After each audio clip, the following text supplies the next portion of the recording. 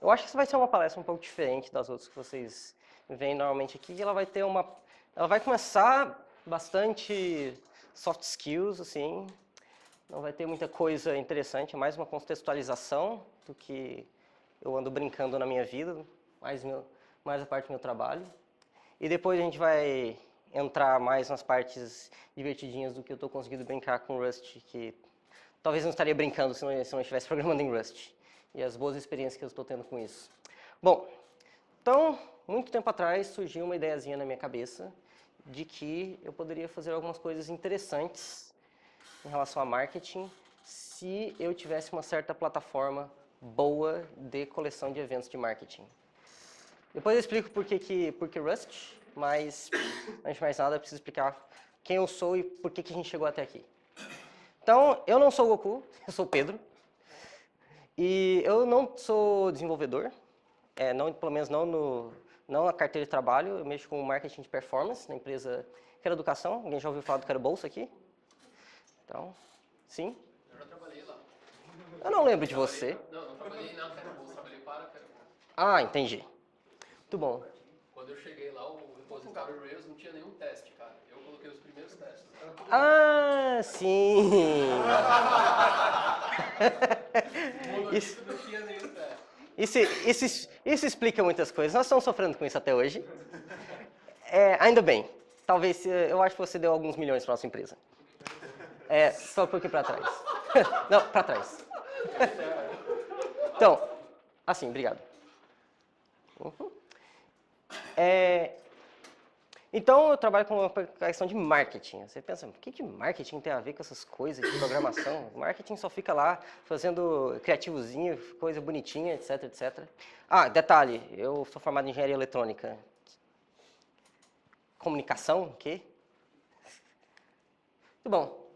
Mas o fato é que a gente usa Rust, dá para usar bastante coisa na nossa empresa, porque a gente precisa de muita análise. Inclusive, o que eu trabalho mexe com bastante dinheiro cru, assim, eu acho um dos maiores orçamentos da empresa. E é um trabalho dos diabos, porque você tem um monte de palavras-chave no Google, cada uma tem um monte de anúncios, você precisa ficar ajustando um monte de pequenos lances, você tem que saber quanto cada uma daquelas coisinhas vale. E às vezes determinar isso é bastante difícil. Então precificação de anúncio é uma coisa que, pelo menos para a nossa empresa, consome um dinheiro muito grande e também consumia um trabalho de análise bastante grande. E atualmente eu consigo implementar boa parte daquilo ali em Rust. Pelo menos a maior parte do trabalho operacional atualmente é passado para puramente automático, computador. E eu consigo poupar a hora de trabalho dos outros analistas do time e também aumentar a precisão. Afinal de contas, o programa consegue ficar lá o dia inteiro, a semana inteira olhando lances e corrigindo, em aspas, em tempo real. A coisa muda muito pouco ao longo do tempo, a escala é mais dia aqui. Mas ninguém tem paciência de ficar olhando, sei lá, a gente estava contando 4.000. Ninguém tem paciência, não tem macaco suficiente para fazer isso. E atualmente a gente está fazendo com Zero Custom Cloud. A gente consegue, pelo menos usando o Rust, toda a parte de treinamento, nada de coisas sofisticadas de Amazon isso, Azure isso, Glue, plataforma aquilo. Só a nossa plataforma interna já é suficiente. Bom, a gente tem um clusterzinho, claro, mas a partezinha pesada, a gente consegue fazer completamente interno, com alta performance. Estava conversando com o pessoal aí, a ideia é que a gente consiga usar o Rayon para realizar os cálculos de treino. Ainda assim demora várias horas, 6 horas para treinar toda a conta. Mas pelo menos eu nunca precisei pedir muita coisa em questão de recursos, que é bem interessante.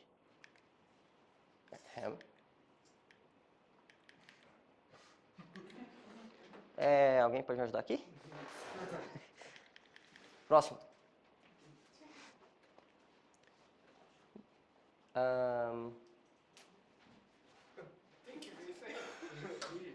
Bom, é isso, pessoal. Muito obrigado. Vai lá. Meu computador não pode ser travado agora, pode? Assim, poder pode, né? Ah, não. Não, você chegou no final da apresentação. Tava com um pouquinho de lag, então. Só um pouquinho. Posso? Desculpa. JavaScript não rola? Mas Eu creio que nós estamos com algum problema aqui. É o último slide, desculpa. Ah, que horror. Olha só, fica programando em Rust. Se fosse em Go, teria ido. Que droga, cara. Explodiu tudo. O jeito é... Tenho. Posso... Eu passei pra você. Nossa, cara. Eu acho que é o mais... eu acho que nós temos até alguma responsividade aqui.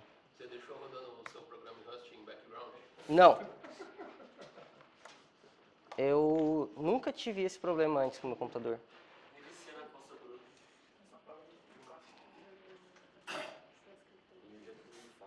É o jeito. Tá no Google Slides? Tá no Google Slides, ele tem. Ah, bom, tem. Eu passei no grupo. Ah, é verdade, você passando. Sim, pro... Você quer ajuda? Não? Ai, ai. Ó vida. Que desastre. É isso que dá programar em Rust, senhores. Ai, ai.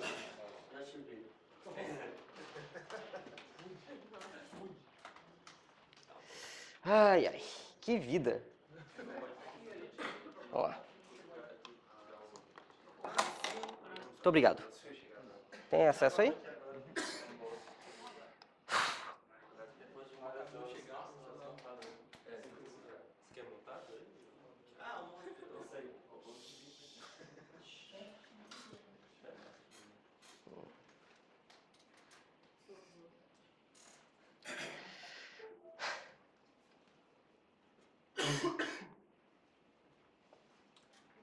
Ahá. Vamos ver aí. Deixa eu carregar ali aquela barrinha. Não é de aplicações diferentes. Sim. Ah, agora não carrega as imagens. Muito bom. Bom, então vocês podem usar o poder de vasta imaginação da sua mente. Por que não está aparecendo a imagem? Ah, na internet? Dá uma refrescada aí, sim. Agora... Refresca aí. Ali, olha só as imagens aí.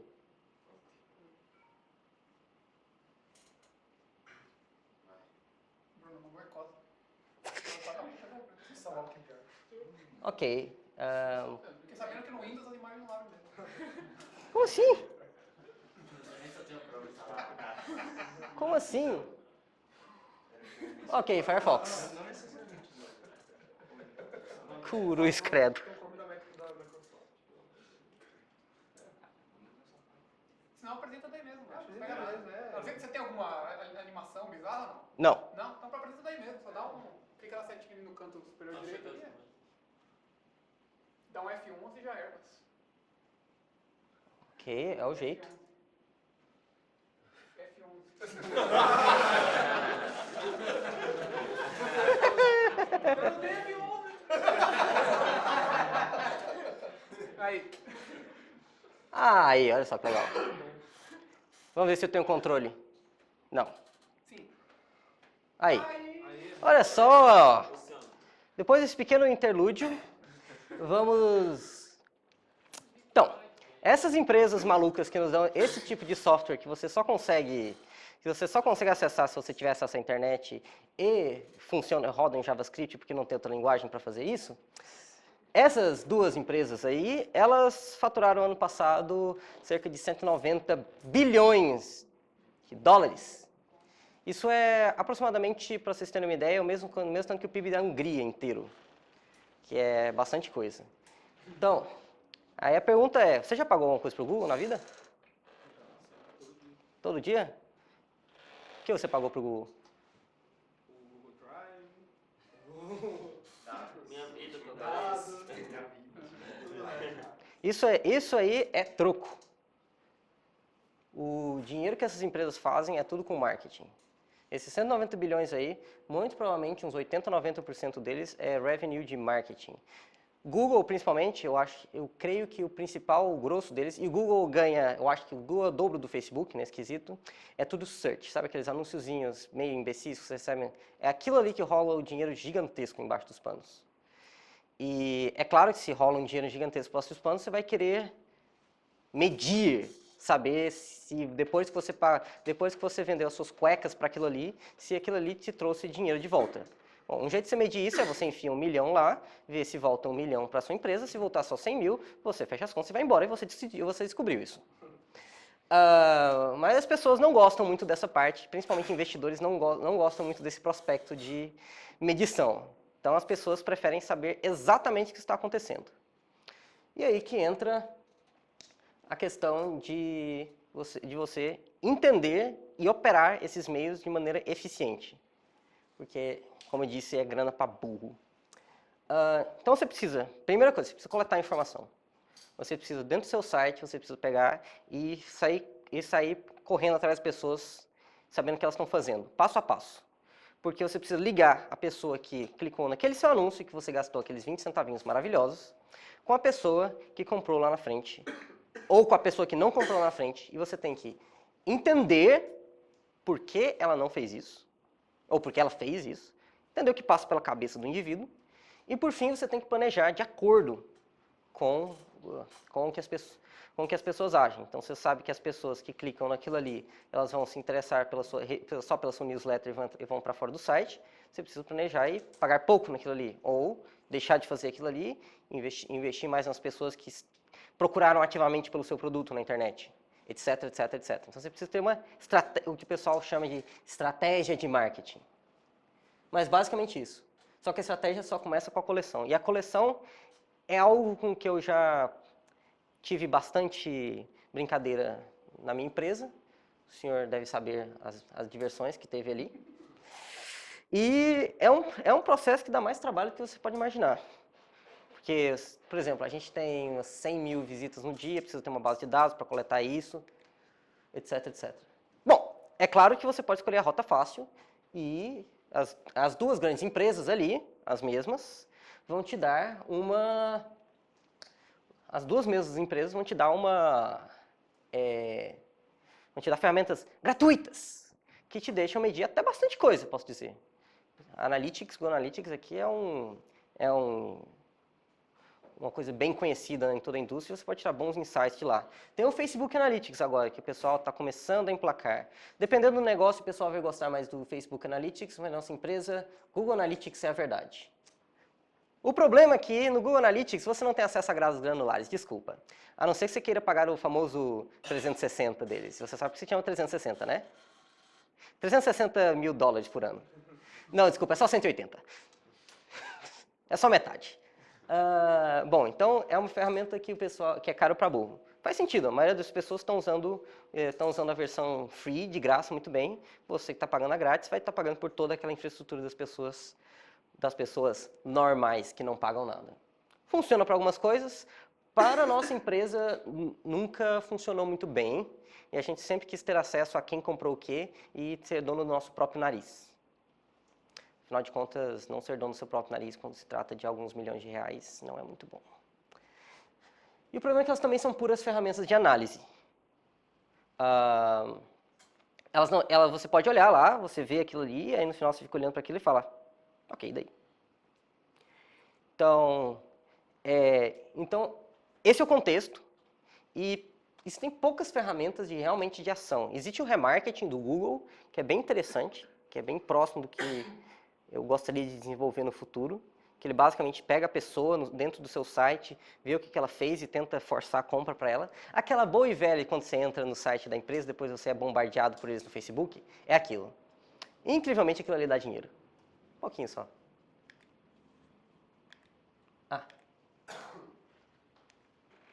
Então, esse é basicamente o contexto global de como é que funciona o mercado. Não sei quantos de vocês estavam tão familiarizados com essa parte aqui. Tá ok? Então,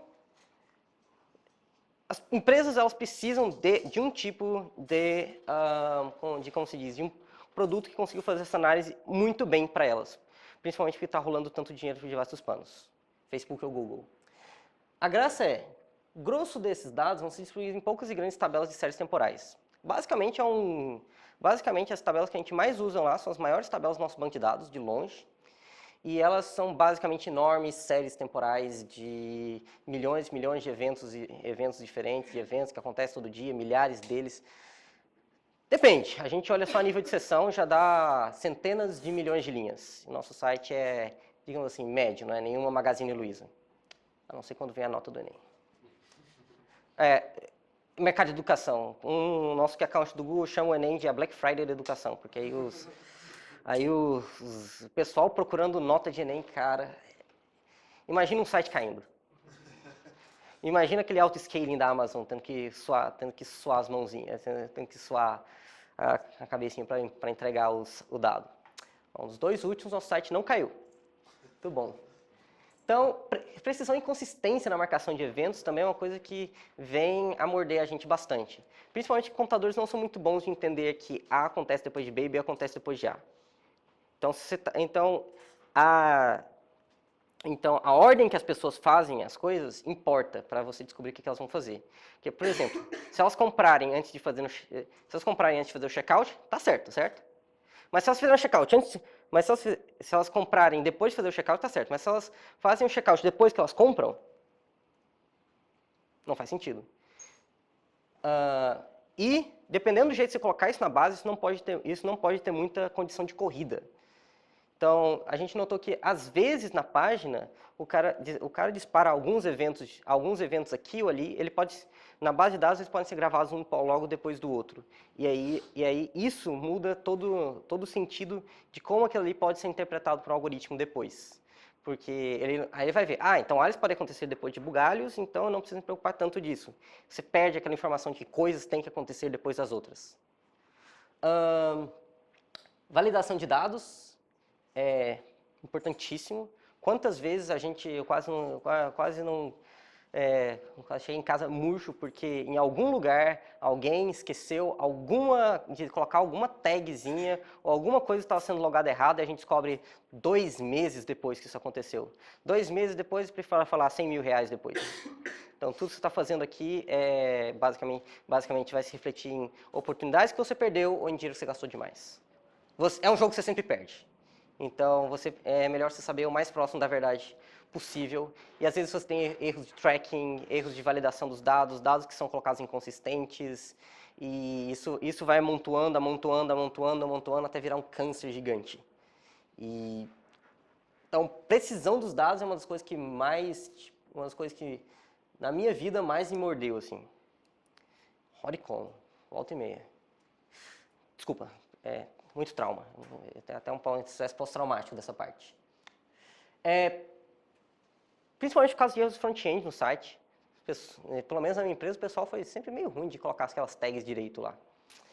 Então, utilidade pública. Se vocês são 10 front-end, por favor, coloque aquelas tags certo lá. Por favor. Nós precisamos disso. Muito obrigado. Ok. Como elas são as nossas maiores tabelas, a gente também tem esse problemão gigante de que query no banco é 5 minutos para cima, Spark é um must, etc. Então, rapidez nas consultas sempre veio morder a gente bastante. Normalmente o que a gente faz, é claro, tabelas pré-processadas, nossas análises mais comuns, mas mesmo assim, algumas coisas parecem que travam um pouco. Então rapidez vai vir de morder eventualmente.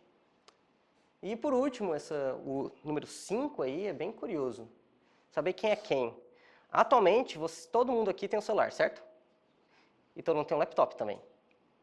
Só que a gente não sabe se você é a mesma pessoa no laptop e no celular. O pessoal chama de problema de cross-device. Então a gente precisa entender quem são as mesmas pessoas nos 2 lugares para ter a ideia da jornada do cara certinho e bonitinho. E isso é mais difícil que parece. Opa! De novo.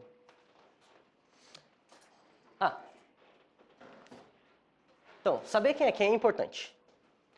Porque, inclusive, existem problemas também nos próprios aplicativos, que os aplicativos usam Headless Chrome, e o Headless Chrome tem problemas de traqueamento com o seu browser normal, vira uma bagunça. O que a gente tem, basicamente, é cacos de pessoas na base. E qualquer lugar, vai ter cacos de pessoas na base. Exceto uma certa empresa que começa com F e termina com book, que tem você logado 24/7. É claro que eles não gostam muito de contar isso. Mas ok, dane-se. Por último, mais na parte de análise. O que influencia na compra é um pesadelo também. Não sei se vocês já pensaram assim, tá bom, eu joguei 10 mil aqui, ganhei dinheiro, perdi dinheiro, deixei de ganhar, valeu a pena, não valeu a pena? Se vocês acham que essa pergunta é quase irresponsível, nada mais que a verdade. Não dá para responder porcaria nenhuma sem uma análise muito detalhada de comportamento de um monte de gente. Então, não existe fórmula mágica para isso, realmente é um pesadelo e realmente eu diria que a maioria das pessoas não sabe dizer isso exatamente. Por mais incrível que isso pareça. Pensando, de novo, foco no tanto de coisa que é gasto nesse quesito. Outro problema é a observabilidade precária, você tem baixas taxas de conversão. Então, tudo que você vê é basicamente ruído. Tem ruído para todo lado, seus testes, se você vai fazer teste de hipótese, você vai bater com um monte de relevância estatística extremamente baixa, você vai precisar testar em muita gente, etc, etc, etc. E quanto menor as suas taxas de compra, pior estatisticamente fica esse fenômeno, porque pior fica a relação sinal sobre ruído na brincadeira toda. E, como se esses dois já não fossem suficiente, tempo de evento versus tempo de compra. As pessoas clicam hoje e compram daqui a um mês. No caso da nossa empresa, 10% das pessoas compram daqui a um ano. Então, as pessoas clicam agora, você não sabe se o retorno delas... Você não consegue falar que o retorno daquela propaganda foi tanto naquele momento. Você precisa extrapolar para o futuro. Do próprio dia para o futuro de todas as compras. Então, isso também é um outro problema bastante grave nessa parte de análise de marketing. E aí, na parte de ação, tem a questão de tempo de ação e o efeito cauda longa. Primeiro, tempo de ação. Se o cara entra no seu site hoje e você liga para ele semana que vem, é bem sabido o fenômeno de que o cara não está mais interessado em você, o cara já era. Se você ligar para ele um mês depois, esquece. Em questão de WhatsApp, é questão de horas. Se você não ligar para ele em horas, esquece. Ele não tem mais aquela possibilidade não mais você tem aquela chance de convencer a pessoa a comprar o seu produto. Você não consegue mais mudar a ideia dele. Existe um momento de ação muito curto e, ao mesmo tempo, o tempo em que ele pode responder àquela sua ação pode ser muito longo. Então, é o pior dos mundos. Ele pode tomar o tempo que ele quiser, anos, e você tem que agir em horas. E, por último, em questão de ação, é o problema do efeito cauda longa. Você tem 1 milhão de coisas rodando a todo momento. Você tem 1 milhão de palavras-chave, você tem 1 milhão de anúncios no Facebook, você tem 1 milhão de ações no site que você pode fazer, você tem um monte de e-mails que você pode mandar para o cara, você tem um monte de mensagens que você pode mandar para ele, um monte de mensagens de WhatsApp que você pode mandar para ele. Você pode fazer você pode apertar 1 milhão de botãozinhos nele. E esse é o tal do efeito cauda longa, que também é muito comum. Essa parte está clara? Ok, então... Talvez essa parte tenha sido a parte mais blá blá blá técnica de Business Analytics. Que pode ser. Então, pergunta que todo mundo está na cabeça até agora. Onde é que o Rust entra nessa história? Então, como vocês viram que é um pandemônio, nada melhor do que um tiro de canhão para matar um elefante. Não é um tiro de canhão para matar uma mosca. Então, vamos ao tiro de canhão.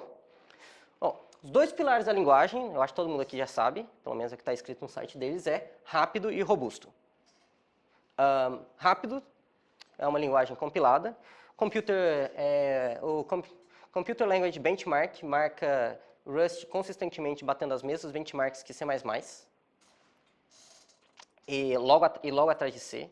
As outras linguagens, até mesmo compiladas, ficam um pouco para trás. Haskell, por exemplo. Então, a eficiência computacional foi bastante importante para mim, para desenvolver certos algoritmos que não teriam sido fáceis de fazer, digamos assim, em puro Python ou em puro SQL. Nesta área, o que reina é Python e SQL. É o quente do momento. E, é claro, Machine Learning. Robusto. Já sofri bastante por causa disso. Os erros custam milhares de reais. Coisas como Exemplo real. A API do Google, ela aceita os seus valores de dinheiro apenas em unidades de micro reais, dos quais ele só deixa você variar de 10 em 10 mil, porque centavos. Vai entender. Então, ponto flutuante de jeito nenhum. Então, você precisa fazer uma conversão de 10 a sexta para escrever ali. Um dia, eu, por acaso, estava programando em Python e eu errei a conversão de unidades. Pois é, eu multipliquei o meu lance por 10 a sexta. Ao invés de ser 20 centavos, ia ser 20 mil reais. Ainda bem que ele bateu numa outra trava que tinha lá na API em algum lugar, e eu só dei um lance de 5 reais por clique, que deu um custo de menos de meia... Foi só o tempo de ver, eu vi acontecendo na minha frente e parei imediatamente, assim. Nesse tempo, deu para gastar mais o meu salário do mês. Isso poderia ter sido facilmente resolvido, na hora eu lembrei só do new type do Rust. Todo mundo conhece o pattern de new type? Não? New type é quando você pega um tipo e encapsula ele numa struct de um elemento só. O exemplozinho clássico é quando você quer transformar Fahrenheit em Celsius e você está mexendo com as duas coisas no seu programa. Então você cria um tipo Fahrenheit que encapsula um float, você cria um tipo Celsius que encapsula outro float. Os dois são floats. Mas quando você encapsula isso, você consegue controlar que você consegue derivar edge, por exemplo, você consegue sobrecarregar os operadores, mas você efetivamente proíbe que alguma função sua que recebe Celsius vá receber Fahrenheit. Isso tudo em tempo de compilação. Logo depois disso, eu tentei criar minha gambiarra mais rápido por cima em questão de micros e absoluto no meu script em Python, e é isso que eu uso até hoje. Mas é basicamente uma coisa que eu peguei do Rust, de new type, e que poderia ter resolvido um problema crítico como esse. E por último, async. Não é um dos pilares da linguagem, mas o pessoal está pegando muito forte em async ultimamente. As coisas que eu estou brincando já por trás dos panos estão usando Futures 0.3 e a nova sintaxe de async. Estou tentando ficar mais na frente possível nesse quesito. Porque, basicamente, a web, as ações que você tem que tomar, tudo que você vai fazer com as pessoas, tem que ser totalmente reativo. Apesar de muitas coisas a gente poder fazer numa escala de tempo de dias, às vezes você tem que reagir a eventos. Então você tem que reagir. O cara fez isso no seu site, eu gostaria que eu fizesse isso agora. Ou eu gostaria que você esperasse tantos minutos e mandasse um e-mail para ele. Então, com essa consideração toda, eu comecei a criar um código, basicamente, de um sistema de tracking em Rust, que se parece um pouco com o que a gente já tinha desenvolvido dentro da nossa empresa, mas é uma besta completamente diferente. E eu tive alguma ideia de alguns princípios e visões para a coisa que foram relativamente interessantes. Primeiro é uso eficiente de recursos. A ideia é que a conta da Amazon chega, então se você quiser fazer algo barato, é bom que você use bem memória, use bem disco, use bem sua velocidade de processamento.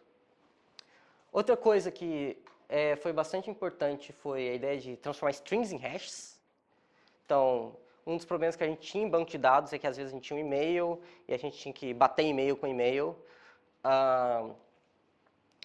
Isso é comparação de string em banco de dados é lento para burro. Então, e muitas coisas que a gente quer são mais parecidas com a ideia são mais parecidas com, como se diz? São mais parecidas com símbolos de Ruby, coisas que são simbólicas. Não me interessa tratar o meio do texto, só dizer que um trechinho não é o outro, um e-mail não é o outro e-mail, tudo que interessa é a igualdade.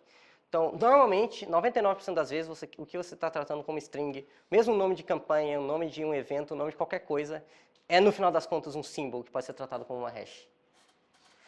Tentei ser minimalista também, tentar usar o mínimo de coisas, apesar de que até onde o Rust e o Cargo funcionam, eu já estou com mais de 300 dependências. Não é exatamente minimalista, mas é o que acontece, é uma das dores, mas fazer o quê? E também dá aquela ideia que está bastante em voga agora, que também é um dos pilares da linguagem, que é a ideia de craftsmanship.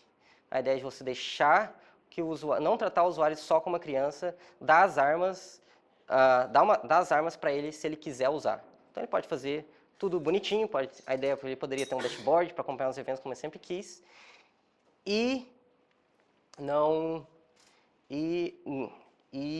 Mas ele também pode hackear e entrar mais a fundo. E, por último, podemos viver sem API. Isso é uma grande, como se diz, isso é uma grande tendência no marketing atual, pelo menos segundo alguns gurus da internet, principalmente porque nós estamos numa onda de que cada vez mais as pessoas querem mais privacidade. E no final das contas, a gente consegue, muitas das coisas que a gente precisa fazer, a gente só precisa saber que um cara é o mesmo cara da outra pessoa. Eu não preciso saber que o cara é João, que o cara é aquilo. Às vezes eu preciso saber muito menos do que eu coleto. A gente coleta IPs, nunca usamos IPs para nada. No final das contas, a gente poderia usar hashes, a gente podia anonimizar muitos dos dados. A gente não precisa de tantos dados pessoais assim. Isso é bastante por experiência que eu andei vendo assim. Eu não trato as pessoas por nome, eu trato as pessoas por ID. Que me lembra um pouco aquelas frases de Shakespeare, chamamos de uma rosa, sobre outra designação ter igual perfume. Então, você pode se virar sem API e ser, digamos assim, mais amigável para a internet como um todo, do que simplesmente tentar caçar todos os seus dados e predar, basicamente, todos os dados das pessoas. Você só precisa saber o suficiente para executar o seu negócio. Então, por fim, quanto tempo nós temos ainda? Começou, porque a gente não está atrasado.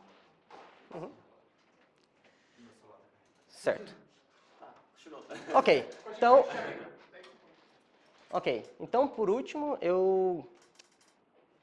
Então, por último, como eu disse, a primeira parte foi uma parte mais de visão do que identificação de um problema que não sei se é tanto da área de puro desenvolvimento, até desenvolvimento web, isso fica um pouco longe.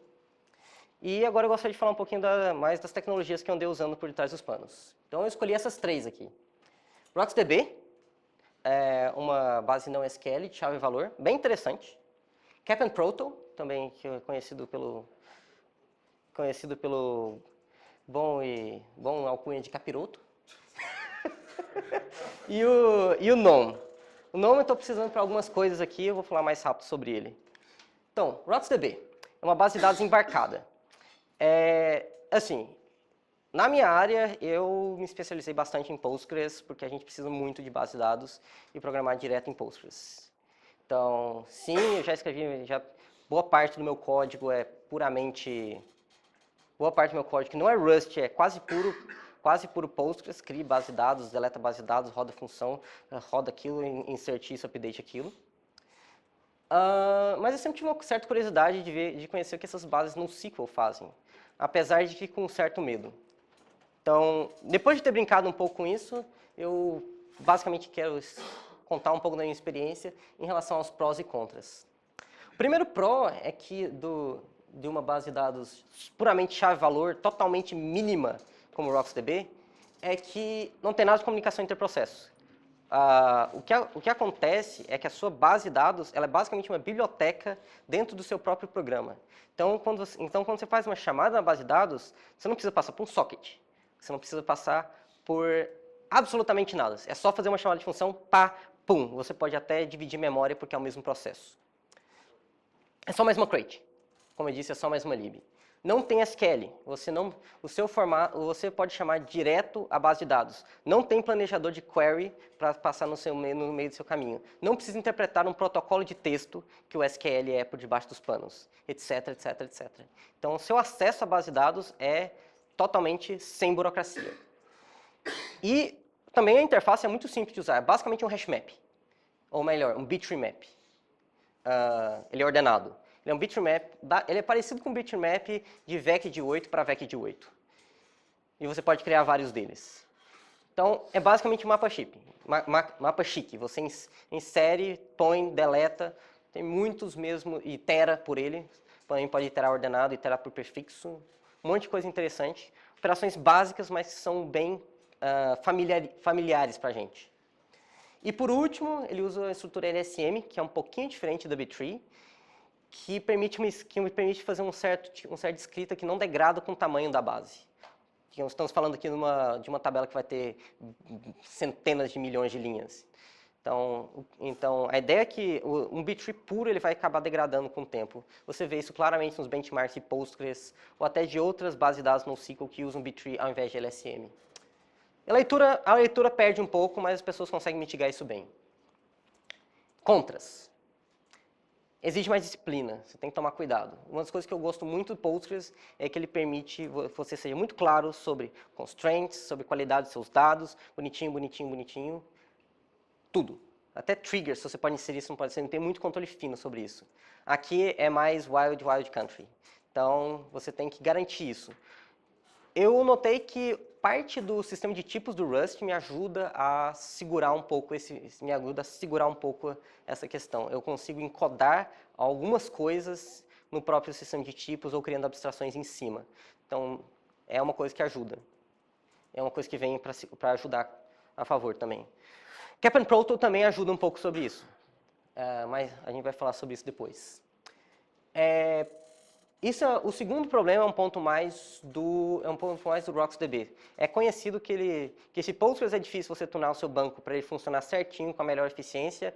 As pessoas dizem que o RocksDB é um inferno. E tem como de menos documentação. Quem desenvolveu isso aí foi o Facebook. O Facebook diz que está usando uns algoritmos de inteligência artificial para tunar as próprias bases de dados. Não devia ser tão complicado assim. Mas então esse é um contra que você tem que tomar um pouco de cuidado. E nada de SQL. Não sei quem aqui gosta de SQL, mas eu gosto de SQL. Então, você não consegue colocar as queries. Se você tiver uma query grande para você fazer, vai ter que ser o equivalente em Rust. E às vezes pode ficar um pouco tedioso. Você pode acabar escrevendo muito boilerplate, etc, etc, se você não tiver uma boa abstração em cima disso. E as miseráveis relações de compromisso de escrita, leitura e espaço. É um grande cobertor curto isso aqui. Se você quer que escreva mais rápido, você vai gastar mais espaço ou vai deixar a sua escrita mais lenta. Se você quer a sua leitura mais lenta. Se você quer a leitura mais rápida, sua escrita vai ficar mais lenta, você vai gastar mais espaço. Se você quer menos espaço, sua escrita e sua leitura vão sofrer. Ou seja, você está ferrado. Isso aqui é um dos maiores problemas, porque isso aqui é enrolado de tunar. E dependendo da sua carga de trabalho, isso aqui pode ser diferente. Então a ideia põe lá e vê. Então você tem que botar e testar e não tem outro jeito. Sobre o RocksDB, tem essa bibliotequinha massa chamada Sledge, que é muito parecido com o RocksDB, só que é escrito em Rust. Bem interessante. Alguém já ouviu falar desse projeto? Não. Esse é de um cara que trabalha numa empresa alemã. Basicamente, eu acho que ele dá consultoria de base de dados e ele está criando a própria base de dados dele em torno disso. As APIs são muito semelhantes, você poderia praticamente trocar uma pela outra agora. O único problema do Slide é que ele não está maduro ainda, ele está em alfa, basicamente, não use isso. Não use isso por enquanto. E, por último, eu fiz os benchmarks e o RocksDB ainda dá um pau no Sled. O Sled é mais lento, falta muita otimização em cima.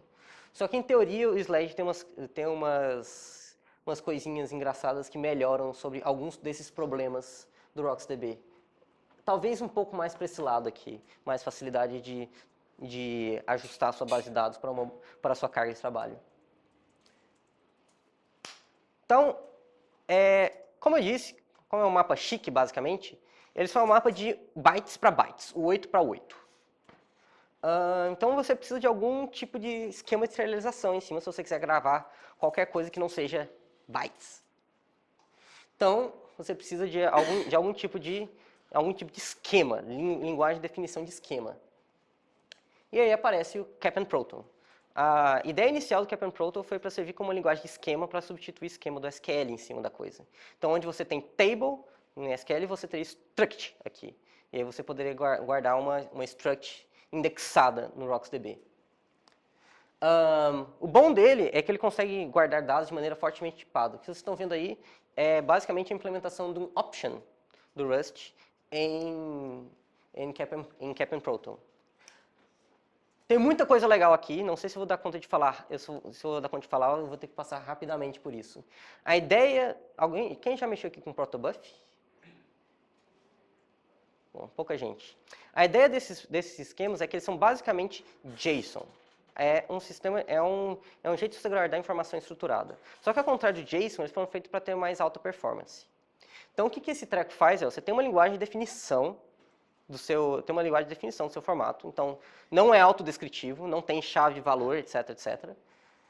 E essa linguagem, ela é passada por um compilador, e esse compilador gera um código na sua linguagem objetivo. Nesse caso, C++, inicialmente, para o Cap'n Proto, e Rust também, tem bom suporte.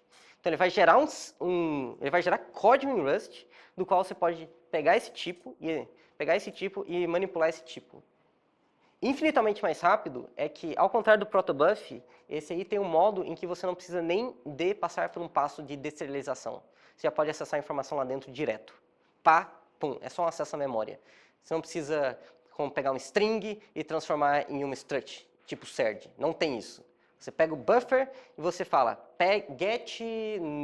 Nesse caso você coloca um ponto .which e aí dentro do match você coloca some algo e none algo. Ou se você tivesse um campo sozinho ali, você falaria get campo ou set campo. E aí estaria tudo certo. Então é por isso que ele é infinitamente mais rápido do que protobuf. Ele não tem esse passo a mais. Isso ganha em comunicação interprocesso. E o bom é que ele é cross-platform. Existe uma biblioteca para Rust, C++, Python, e todos eles conversam, igual JSON, eles conversam na mesma linguagem. Que serve em uma, serve em outra. Então, compatibilidade é muito bom. Evolução de esquema é bom. O que em SQL você poderia fazer um alter column aqui, você coloca um campo a mais. Por isso que tem essas anotações, 0, 1. Você é forçado a colocar 0, 1, o próximo campo tem que ser o 2, e se você continuar incrementando aquilo ali, ele vai evoluindo o seu protocolo de maneira que é sempre compatível com n menos tanto. Então, o seu protocolo não se torna incompatível com o tempo se você não renomear campos. Ou seja, se você só for adicionando campos aqui, tranquilo. E ele não é só um JSON, ele tem também um protocolo que parece um REST inteiro dentro, que é o interface. Ele te permite declarar interfaces inteiras dentro, de modo que você consegue criar uma API completa com aquilo. E as interfaces, elas funcionam com capabilities.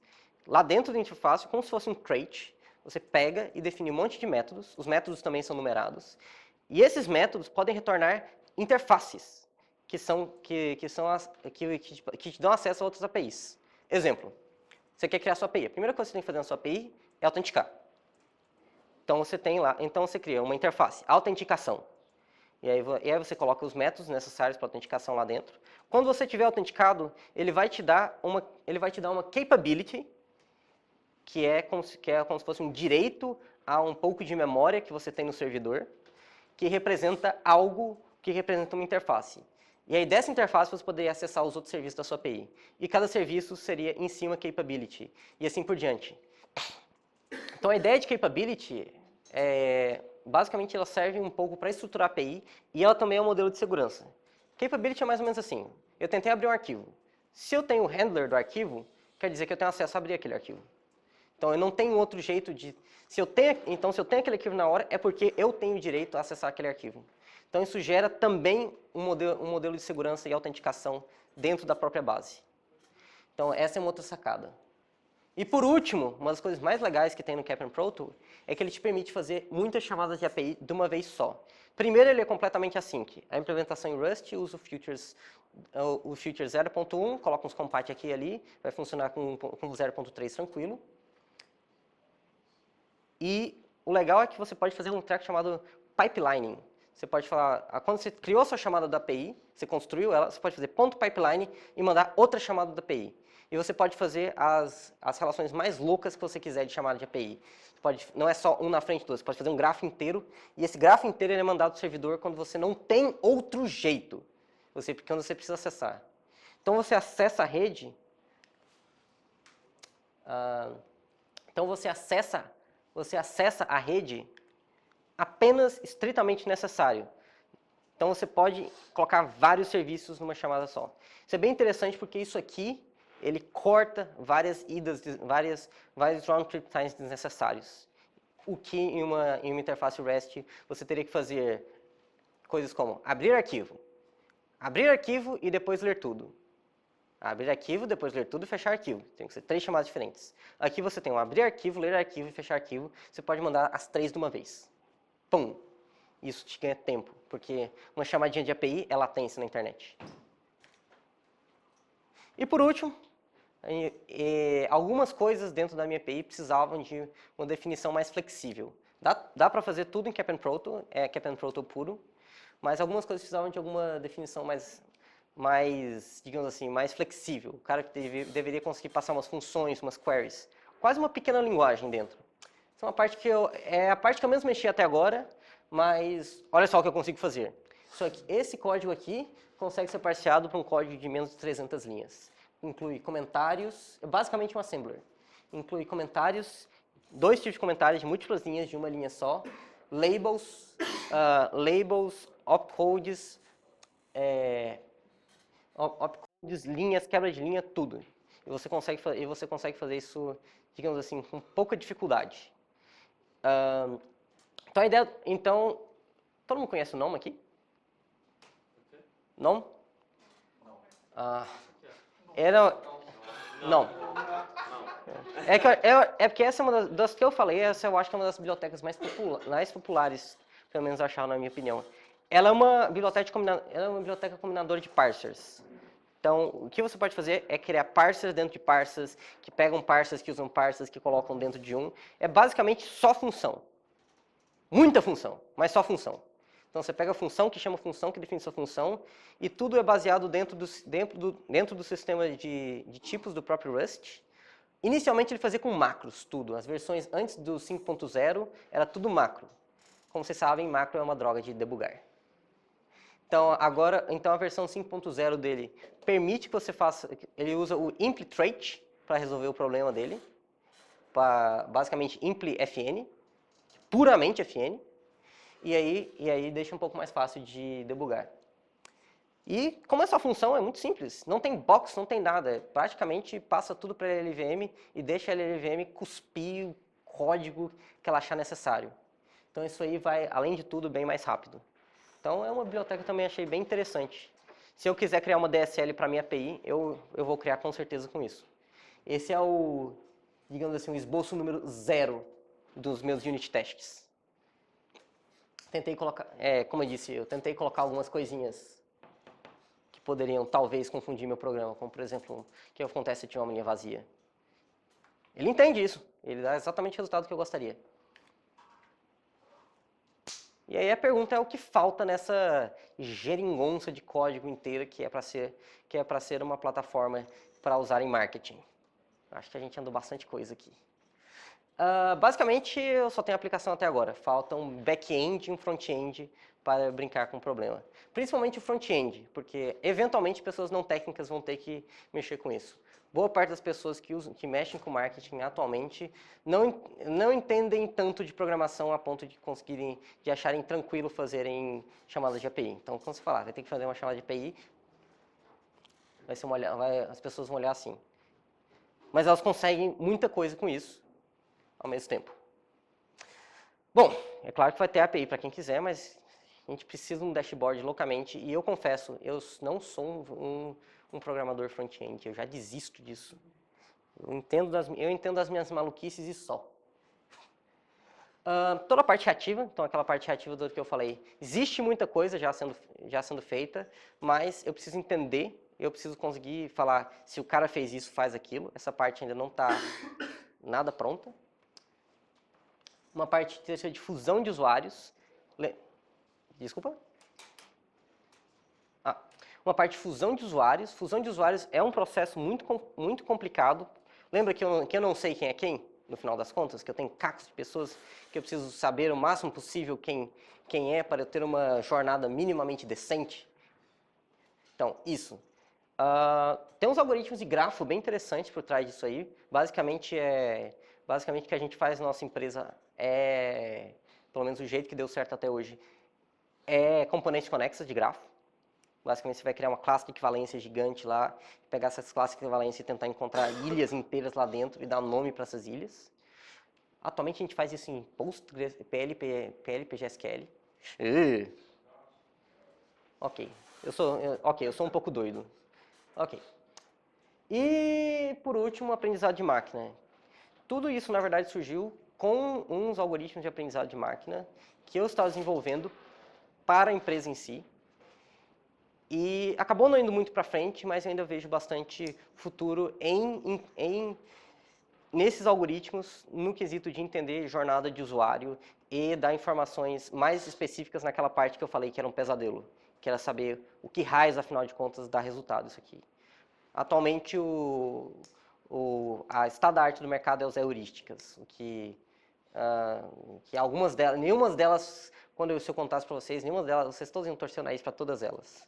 Então, é basicamente tentar quebrar esse status quo de só usar heurísticas para resolver um problema que gasta tanto dinheiro assim.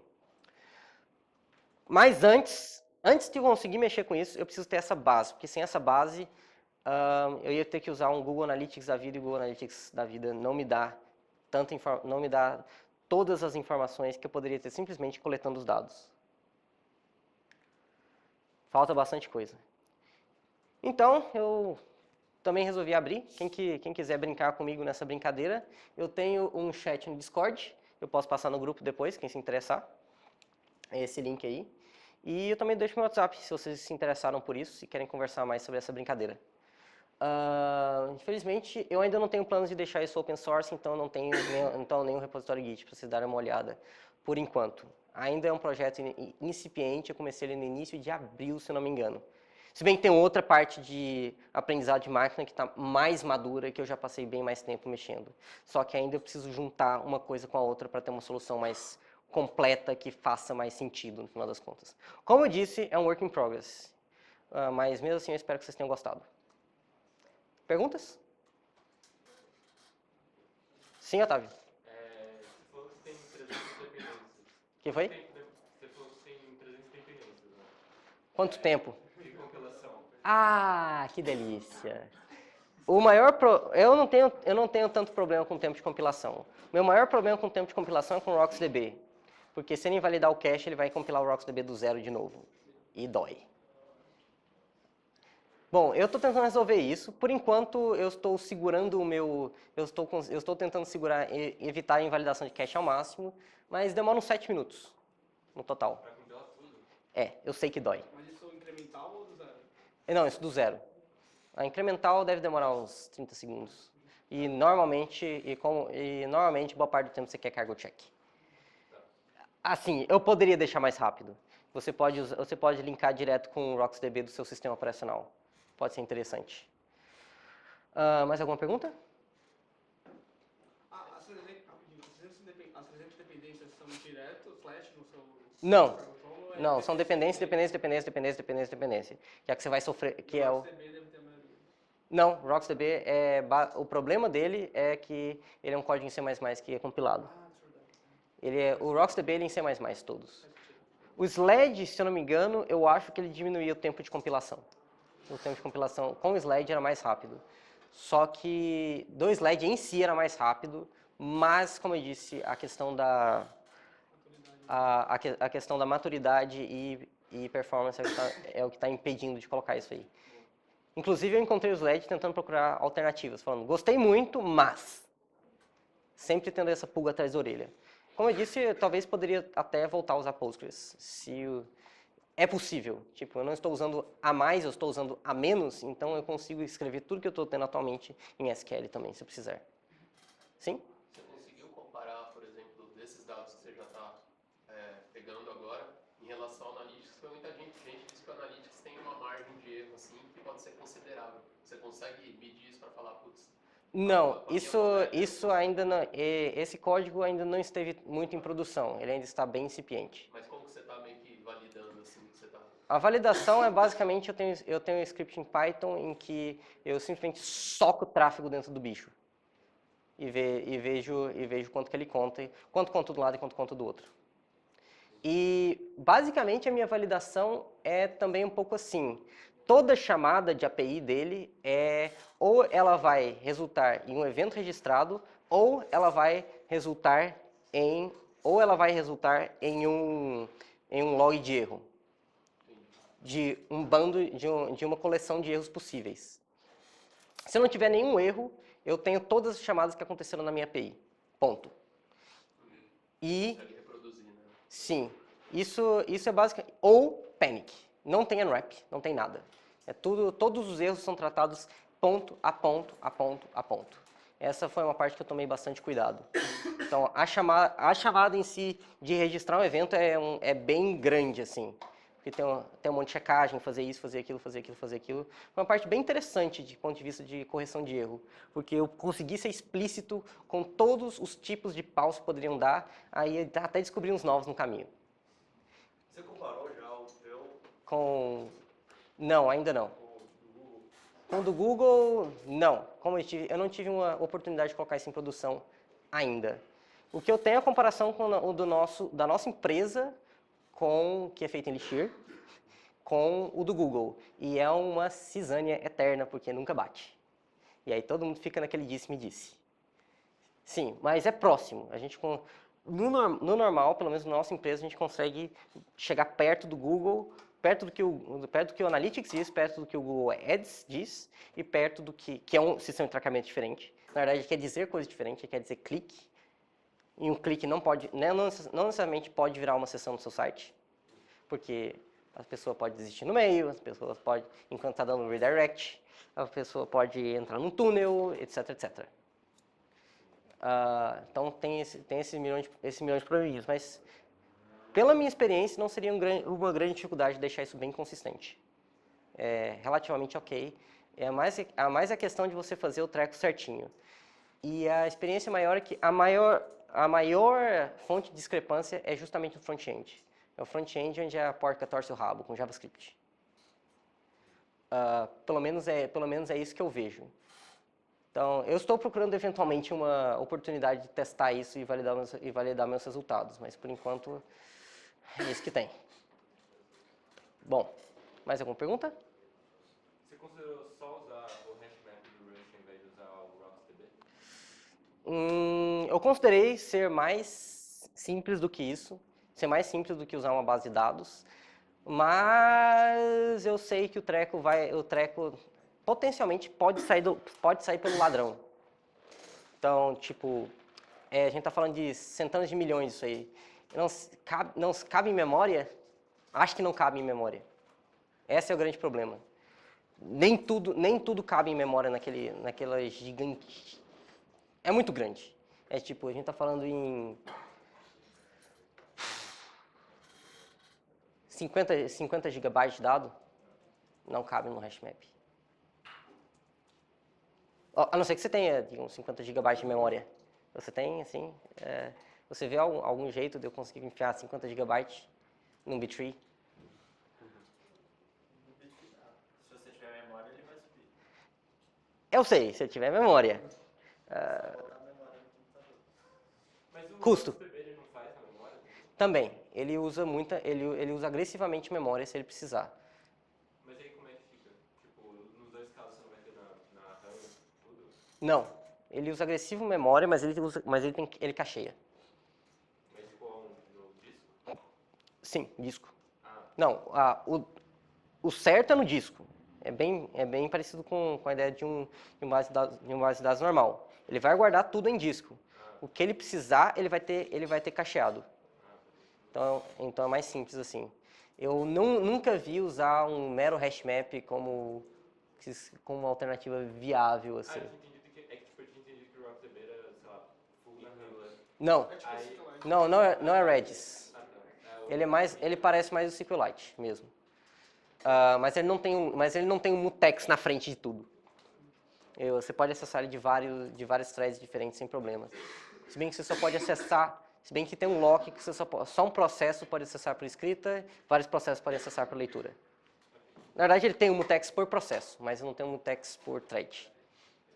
Tipo, não tem que passar por um fiozinho, igual o SQLite. Então, essa é a diferença. Mais alguma pergunta? Bom, então, muito obrigado.